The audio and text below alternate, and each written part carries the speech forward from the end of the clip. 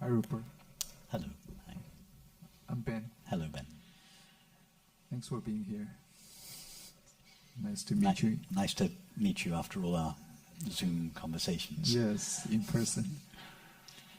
I'm really having a great time enjoying it. Thank you. So my question is, I love the tantric approach to difficult emotions, and I thought of an analogy for the approach from my personal life I like to share with you here, and maybe you can help me refine my understanding and take it deeper. So my wife and I and a couple of friends from the neighborhood, we feed these stray cats in the neighborhood. And some of the cats take up to me very easily, and some are a little more guarded and hostile sometimes. And some are lurky, we don't even see them, and but the next day the food is gone. But I consider all of them my little friends. So in relation to tantric approach to approach difficult emotions, I thought the difficult emotions are like the cats, and the loving presence of awareness is like the food. And some emotions are relatively easy to handle. Some are intense and ferocious, and some we might not even be consciously aware of them, like the shadowy ones.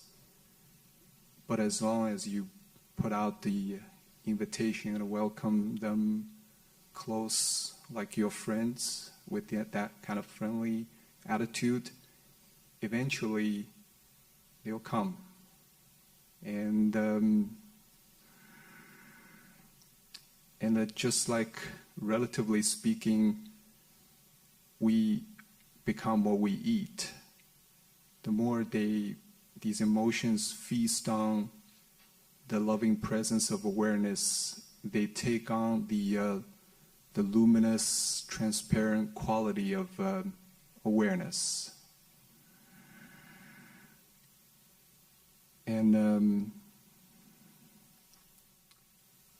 And just like what I do with the cats, you don't have to do anything with the cats. I don't have to herd them. I don't have to catch them. I just put out the food and they will come. Well, like you said, you don't have to do anything with the emotions. Just welcome them into awareness. That's effortless. And the bit I need a little bit of refinement with is I see you take this approach with people where you tell them to just ignore the subtitles, like the thoughts, that's the stories that's attached to these emotions, and just be with the sensations.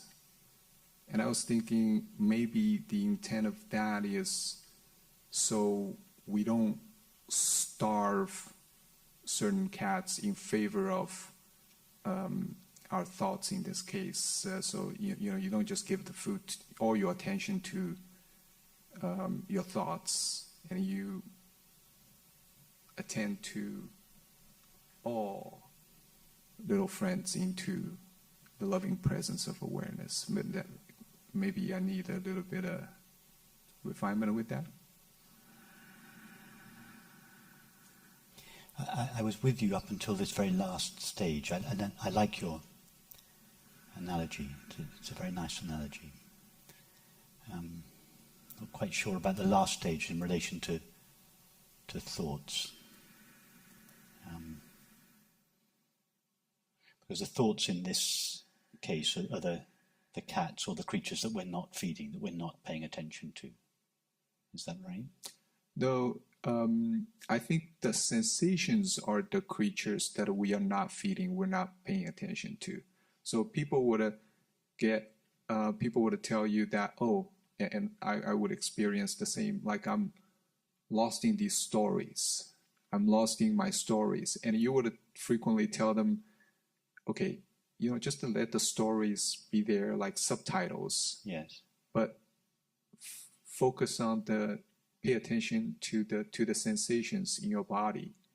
And I certainly benefited from it as I let go the subtitles and these sensations in the body, which I've never probably paid attention to, start to get loosened. Well, you're right. There are 3 categories of cats. The first ones, as you say, are they're shy, they're traumatised, they're a bit nervous, but they're friendly. These are the emotions that are not too overwhelming, and they come straight away, and they eat, they drink the milk, and they're satisfied. And then there's a second category of cats, the fierce ones, which represent the really strong, painful emotions. These cats that they eventually come and take the food, and then they're the ones that, as you say, lurk in the shadows that you never see, but sooner or later they come. So what you've neglected to say is that the cats that lurk in the shadows, as they become less afraid, they get bolder. They begin to come out in the daylight. So the third category of cat turns into the second category. They show up during the day. They're still pretty painful, but they begin to show up in your actual felt experience. They don't just come in the dark of the night. So the third category of cat turns into the second category, and indeed the second category, the really fierce emotions, as they drink the milk that you leave out for them every day, they become softer. They turn into the first category of cats. Sooner or later, they all turn into the first category, the emotions that are not problematic. They're not particular. They just. But then what happens is that the cats enjoy the milk so much they begin to wonder where it comes from, and they notice you coming out of your home, and before you know it, they've all moved in.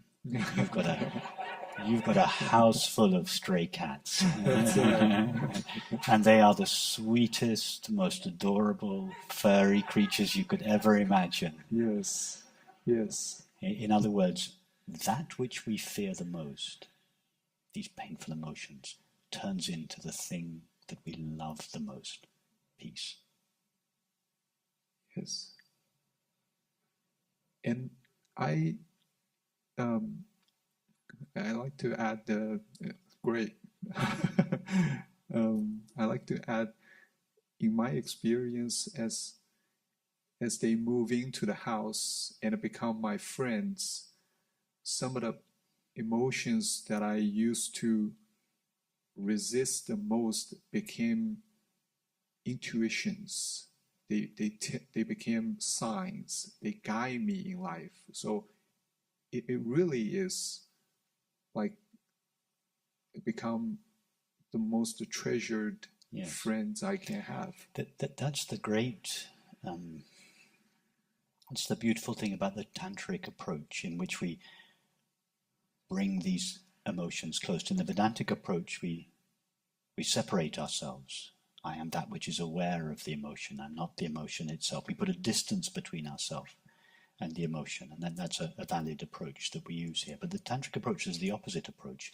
We bring the emotion closer and closer and closer. In the tantric tradition, they say we devour our emotions. We take them so deeply into ourselves that we lose our resistance to them. Yes.